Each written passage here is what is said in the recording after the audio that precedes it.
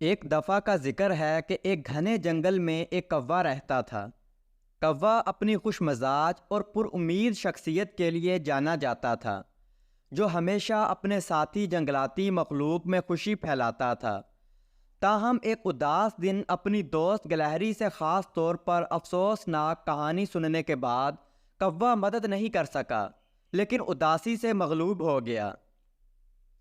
جیسے ہی وہ ایک اونچی شاخ پر بیٹھا، گہری سوچ میں اسے احساس ہوا کہ اداسی زندگی کا ایک فطرتی حصہ ہے، لیکن وہ یہ بھی جانتا تھا کہ اس پر قابو پانے کے طریقے تلاش کرنا اور اس خوشی کو واپس لانا ضروری ہے جو اس میں ایک بار پھیلی تھی۔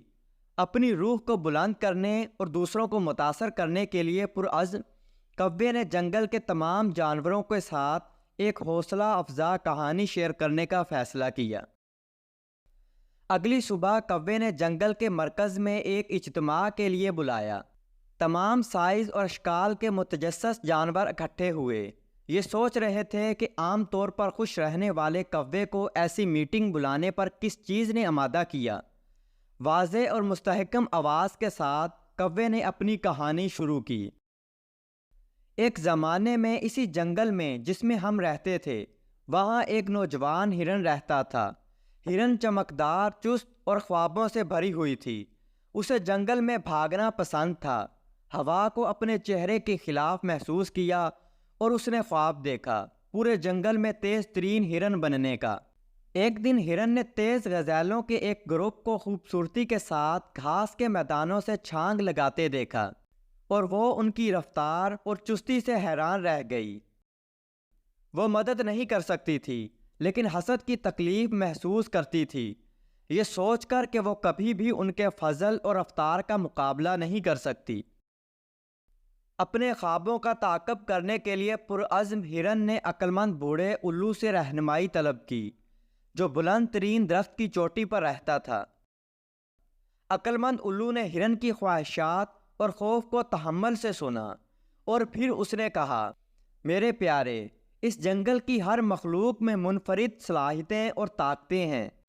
اپنے آپ کو دوسروں سے موازنہ کرنے سے آپ کو صرف غم ہی ملے گا۔ اس کی بجائے اپنے سفر پر توجہ مرکوز کریں، جو چیز آپ کو خاص بناتی ہے۔ الو کے مشورے کو دل میں لیتے ہوئے ہرن نے اپنی انفرادیت کو قبول کرنے کا فیصلہ کیا۔ وہ ہر روز مشق کرتی تھی، اپنی رفتار اور چستی کو دیکھتے ہوئے جنگل میں بھاگنے کی خوشی کو پسند کرتی تھی۔ لگن اور استقامت کے ساتھ وہ اس سے کہیں زیادہ تیز اور خوبصورت بن گئی، جس کا اس نے کبھی تصور بھی نہیں کیا تھا۔ ایک دن ایک خوفناک شکاری جنگل میں داخل ہوا اور تمام جانور گھبرا گئے، لیکن ہرن نے اپنی نئی تیز رفتاری کے ساتھ ہمت سے دوسرے جانوروں کو حفاظت کی طرف لے جایا۔ اس کی طاقت اور عزم نے پورے جنگل کو بچایا اور وہ ایک ہیرو بن گئی۔ میرے پیارے دوستو، سبق یہ ہے کہ ہم میں سے ہر ایک منفرد صلاحیتوں اور طاقتوں کا مالک ہے۔ ہمیں حسد یا اداسی کو اپنے دلوں پر چھا جانے نہیں دینا چاہیے، بلکہ اس کی بجائے اپنے آپ کو بہتر بنانے اور ہم کون ہیں کو قبول کرنے کی ترغیب حاصل کرنی چاہیے۔ جب ہم اپنے سفر پر توجہ مرکوز کرتے ہیں اور اپنی انفرادیت کا جشن مناتے ہیں، تو ہم قابل ذکر چیزیں حاصل کر سکتے ہیں اور اپنے آس پاس کے لوگوں میں خوشی پھیلا سکتے ہیں۔ جیسے ہی کوے نے کہانی ختم کی، جنگل کے جانوروں میں امید اور الہام کا اجتماعی احساس پیدا ہوا۔ انہوں نے محسوس کیا کہ اداسی زندگی کا ایک حصہ ہے، لیکن اس پر عزم اور مثبت نقطہ نظر سے قابو پایا جا سکتا ہے۔ انہوں نے کوے کی دانشمندی کا شکریہ ادا کیا اور خوشی کے وقت کی طرح دکھ کے وقت ایک دوسرے کا ساتھ دینے کا عہد کیا۔ اس دن سے کوا خوش مزاج اور حوصلہ افزا کوا بنتا رہا، جس کے بارے میں وہ جانا جاتا تھا۔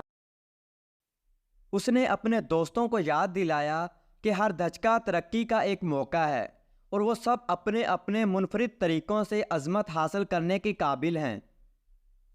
اور اس طرح جنگل کے دل میں جانوروں نے سیکھا کہ اداسی کے عالم میں بھی امید اور حوصلہ افزائی ان کی زندگیوں کو ایک روشن مستقبل کی طرف رہنمائی کرتے ہوئے ایک مینار کی طرح روشن کر سکتی ہے۔